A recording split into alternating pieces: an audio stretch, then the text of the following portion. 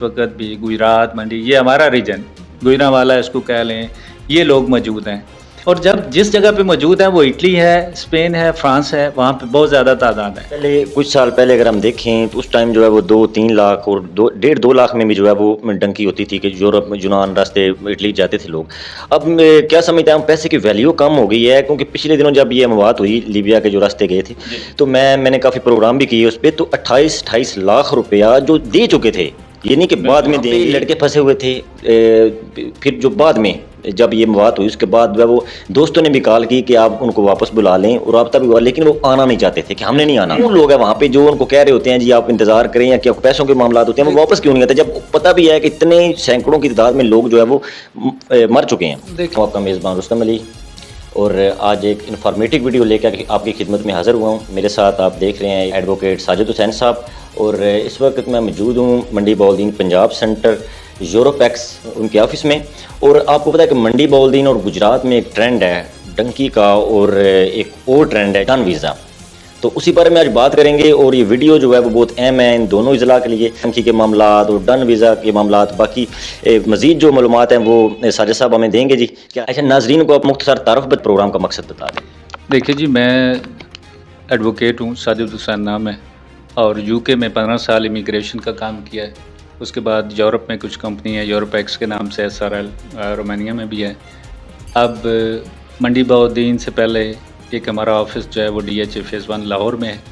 अभी जो है वो मंडी बाउलदीन में स्पेशली जहाँ पे आपने जैसे बताया कि डंकी और डन बेस बहुत ज़्यादा है, तो यहाँ आके एक नया एक्सपीरियंस है जो मेरा ख़्याल है कि मंडी बाउलदीन वालों की एक जो ज़हनी सोच है उसको लेके आज मैंने आपसे जैसे कहा कि ये इन्फॉर्मेशन बड़ा देना ज़रूरी है कि मंडी बाउलदीन वाले डंकी और डन बेस पे क्यों जाते हैं। अच्छा, बाहर जाने की ख्वाहिश तो पाकिस्तान में जो अभी मौजूदा हालात हैं, हर बंदा ही चाहता है कि हम जो है वो आउट ऑफ कंट्री जाएं, यूरोप स्टडी वीज़े इस तरह के मामूल हैं। तो डंकी जो है ये मंडी बाउलदीन में ज़्यादा है। वो एक हादसा भी हुआ, उसमें भी काफ़ी बात हुई गुजरात में पहले, अब तो पहले ज़िला गुजरात था हमारा भी। तो अभी क्या समझते हैं क्यों डंकी क्यों इतना जो है वो आम हुई है, क्या वजह है इसकी? देखिए, असल में ट्रेंड होता है। पहली बात तो ये है कि जो लोग पहले डंकी पे गए हैं बाकियों ने उसी को फॉलो किया। दूसरी बड़ी अहम वजह यह है कि उनको रहनुमाई करने वाला कोई नहीं है, उनको बताने वाला कोई नहीं है कि आपके पास इससे बेहतर अच्छे रास्ते मौजूद हैं। तो ये एक बहुत बड़ा गैप है जिसमें मैंने समझा कि आज बात आपने जो छेड़ी बहुत अच्छी है कि इन लोगों को डंकी की बजाय, जो कि एक इंतहाई रिस्की काम है जिससे मुल्क का नाम भी ख़राब होता है, आपकी जान को ख़तरा है, और वालिदैन मुझे नहीं मालूम कि कैसे इस रिस्क को अफोर्ड करते हैं। इसमें कोई किसी वक्त भी प्रॉब्लम में आ सकता है।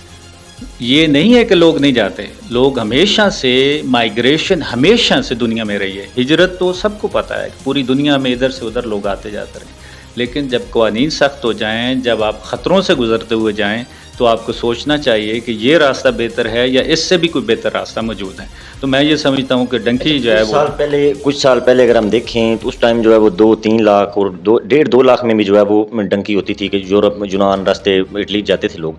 अब क्या समझते हैं, पैसे की वैल्यू कम हो गई है, क्योंकि पिछले दिनों जब ये मवाद हुई लीबिया के जो रास्ते गए थे तो मैंने काफ़ी प्रोग्राम भी किए उस पर, तो 28-28 लाख रुपया जो दे चुके थे, ये नहीं कि बाद में देंगे, पहले दे चुके थे। और जिसमें वो दे के फिर वो खुदकुशी, मैं तो खुदकुशी कहूँगा, क्योंकि मैंने वो मामलात और सारे वो देखे हैं, चीज़ें कि जो हुई हैं मैंने देखी हैं, और वालिदैन के हालात भी देखे हैं। तो ये क्यों इतने पैसे, क्यों, क्या वजह है? देखिए, ऐसे लोग जो शुरू से ही स्कूल से भाग जाते हैं, जो मैट्रिक नहीं करते, जो FA नहीं करते, या वो देखते हैं कि हमारे तो सारे लोग इटली में हैं, फ्रांस में हैं, और हमें पढ़ के क्या फ़ायदा, हमने तो बाहर जाना है, तो वो पढ़ाई से तो पहले ही निकल गए। अब उनके पास कोई रास्ता नहीं बचता। उन्हें ख्वाहिश तो अंदर बहुत ज़्यादा है, लेकिन उन्हें कोई रूट नहीं बताता कि आप 2 साल पढ़ लो, आप स्टडी वीज़े पे जा सकते हो, आप स्किल वीज़े पे जा सकते हो, आपके पास बहुत सारे ऑप्शंस हैं जो अवेल कर सकते हो। जब उनकी सोच ऐसी बनी हुई है तो वो ये रास्ता इख्तियार करते हैं। फिर घर वाले और वो लोग जो कोशिश कर रहे होते हैं कि डंकी में सेफ्टी आए, तो इसलिए वो पैसा बढ़ता जाता है। फिर एक एजेंट अगर एक मुल्क लेके जा रहा है तो दूसरा आगे से दूसरा, फिर तीसरा, और जहाँ पे वो फंस जाते हैं या एजेंटों का आपस में प्रॉब्लम आ जाता है तो वहाँ पे प्रॉब्लम शुरू हो जाते हैं। वहाँ पे बिठा के भी रखते हैं, वहाँ पे वापस मंगवाने के लिए भी पैसे मांगते हैं। तो पहले मैं वो एक और बात की थी मैंने कि जो 28 लाख रुपए, इतने ज़्यादा पैसे कुछ चंद सालों में ये बढ़े हैं, ये क्यों बढ़े? देखें, ये ٹرینڈ پہ ہے. ڈیمانڈ اینڈ سپلائی میں ہمیشہ کہتا ہوں جب قیمتیں بڑھ جاتی ہیں, جب شارٹیج ہوتی ہے. اب اس وقت پاکستان میں مانگ زیادہ ہے, اس وجہ سے پیسہ بھی. 60% سے زیادہ یوتھ ہے اور پاکستان میں امپلائمنٹ کا کوئی راستہ نہیں دیا گیا. On line system e commerce کا ہے یا آئی ٹی کے ذریعے لوگ کما سکتے ہیں یا سیلف امپلائڈ, اور کوئی خاص راستے نہیں بچے. اسکل کی طرف ہماری دھیان بہت کم ہے کہ وہ اپنی کوئی روزی کسی اور طریقے سے کریں. تو ان کا زیادہ ٹرینڈ یہ ہوتا ہے کہ ہمارے پاس جو آتے ہیں جی ہمیں میٹرک بھی نہیں ہوں, بس آپ باہر پہنچا. اچھا, جب ہم بات ہوئی میں وہی بات کروں کیونکہ میرے وہ ذہن میں وہی بار بار چیزیں آتی ہیں کیونکہ میں نے اس پہ پروگرام کیا ہے. تو وہاں پہ لڑکے پھنسے ہوئے تھے.